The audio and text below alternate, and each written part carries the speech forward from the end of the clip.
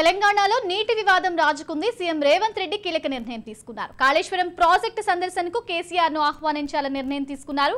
ఆ బాధ్యతను మంత్రి ఉత్తమ్ కుమార్ రెడ్డికి అప్పగించారు. ఈ నెల 13న మేడిగడ్డ పర్యటనకు ప్రభుత్వం సిద్ధమైంది. అన్ని పార్టీల ఎమ్మెల్యేలను ప్రభుత్వం ఆహ్వానించింది. అలాగే అదే రోజు బీఆర్ఎస్ చెలో నల్గొండకు పిలుపునిచ్చింది.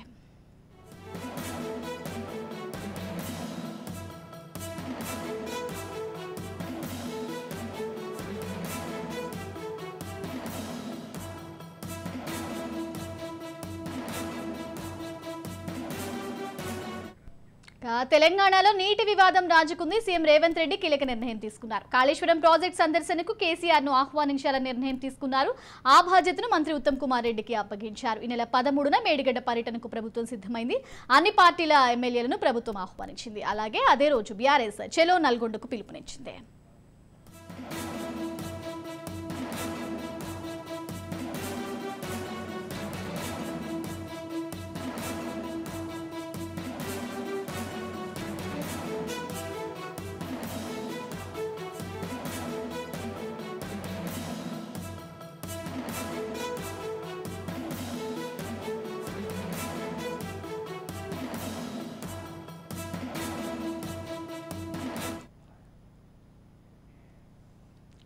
తెలంగాణలో నీటి వివాదం రాజుకుంది. సీఎం రేవంత్ రెడ్డి కీలక నిర్ణయం తీసుకున్నారు. కాళేశ్వరం ప్రాజెక్టు సందర్శనకు కేసీఆర్ ను ఆహ్వానించాలని నిర్ణయం తీసుకున్నారు సీఎం రేవంత్ రెడ్డి. ఆ బాధ్యతను మంత్రి ఉత్తమ్ కుమార్ రెడ్డికి అప్పగించారు. ఈ నెల 13న మేడిగడ్డ పర్యటనకు ప్రభుత్వం సిద్ధమైంది.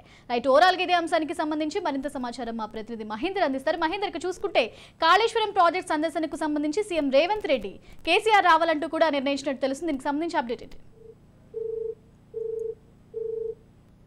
చూసుకుంటే తెలంగాణలో నీటి వివాదం రాజుకుంది. సీఎం రేవంత్ రెడ్డి కీలక నిర్ణయం తీసుకున్నారు. కాళేశ్వరం ప్రాజెక్టు సందర్శనకు కేసీఆర్ ను ఆహ్వానించాలని నిర్ణయం తీసుకున్నారు రేవంత్ రెడ్డి. ఆ బాధ్యతను మంత్రి ఉత్తమ్ కుమార్ రెడ్డికి అప్పగించారు. ఈ నెల 13న మేడిగడ్డ పర్యటనకు ప్రభుత్వం సిద్ధమైంది. అన్ని పార్టీల ఎమ్మెల్యేలను ప్రభుత్వం ఆహ్వానించింది. అలాగే అదే రోజు బీఆర్ఎస్ చెలో నల్గొండకు పిలుపునిచ్చింది. ఓవరాల్ ఇదే అంశానికి సంబంధించి మరింత సమాచారం మా ప్రతినిధి మహేందర్ రెడ్డి అందిస్తారు. మహేందర్ రెడ్డికి చూసుకుంటే కాళేశ్వరం ప్రాజెక్టు సందర్శనకు సంబంధించి సీఎం రేవంత్ రెడ్డి కేసీఆర్ ను ఆహ్వానించాలని నిర్ణయం తీసుకున్నట్లు తెలుస్తుంది. దీనికి సంబంధించి అప్డేట్ ఏంటి?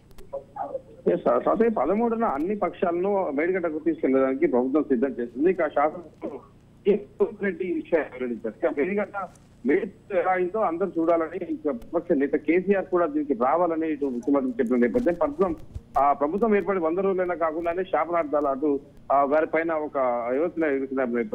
అయితే మేడిగడ్డ తమ ప్రభుత్వంలో 10 ఏళ్ల పాటు ఎంతో కృషి చేస్తున్నామంటూ కోట్ల రూపాయలు ఖర్చు పెట్టినటువంటి మేడిగడ్డ ప్రాజెక్టు చూసాం.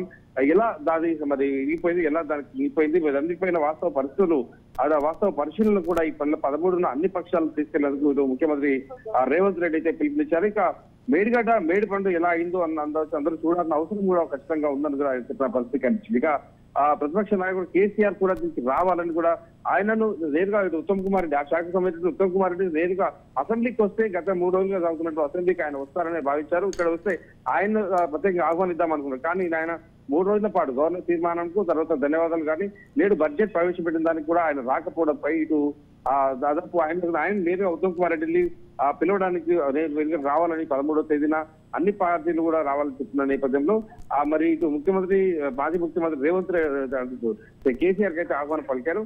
సో ఆ రోజునే నల్గొండలో పెద్ద సభ కూడా నిర్వహణ నేపథ్యం. మరొకవేళ ఇప్పుడు ఈ పరిస్థితుల్లో మేడిగడ్డ పరిశీలనలకు వస్తే దీని పరిస్థితులను గమనించి మరి జరిగిన లోపాలను ప్రజలకు బీఆర్ఎస్ పార్టీ వివరించాల్సి ఉంటుంది. ఒకవేళ రాకపోతే మాత్రం దీంట్లో తమ చిత్తశుద్ధి ఎంతవరకు ఉందో తెలిసిపోతుంది కాబట్టి రాలేరు అని 2 విధాలుగా కూడా ఇటు ప్రభుత్వము వాడుకునే అవకాశం అయితే ఖచ్చితంగా కనిపిస్తుంది.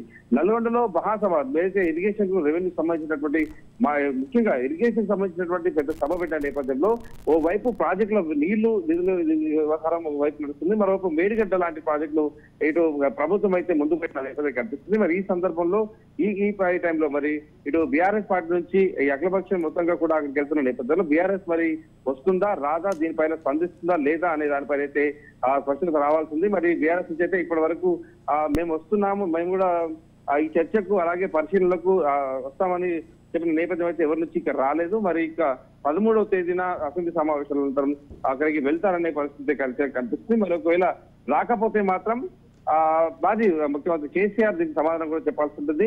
తమరు ఎంతో ప్రతిష్టాత్మకంగా కట్టినటువంటి ప్రాజెక్టు ఇంత మేర కూలిపోవడానికి గల కారణాలు ఏంటనేది నేరుగా అక్కడ పరిశీలించి ఇక్కడ నేరుగా దాన్ని తప్పు పట్టకుండా తమరు ఇప్పుడు వరకు కూలినటువంటి ఇంతవరకు కూడా కుంగిపోయినటువంటి ఈ ప్రాజెక్టు ఎలా మెరుగుపరచాలి, ఎంత బడ్జెట్ కేటాయించాలో అప్పులో రాష్ట్రంగా ఉన్నటువంటి రాష్ట్రాన్ని మాకు అప్పగించారు కాబట్టి దీనిపైన కూడా మీరే స్పష్టత ఇవ్వాలని ఇటు ఉందాతనంగానే అడుగుతున్నట్టుగానే దీనిపైన టార్గెట్ చేస్తూనే ఉన్న పరిస్థితి కనిపిస్తుంది. సో మొత్తానికి 13వ తేదీనే ఇటు నల్గొండ సభ అటు మేడిగడ్డ ప్రాజెక్ట్ సందర్శన రెండు కూడా ఎలా ఉండబోతాయని దానిపైన అయితే ఉత్కంఠ అయితే నెలకొన్న పరిస్థితి కనిపిస్తుంది.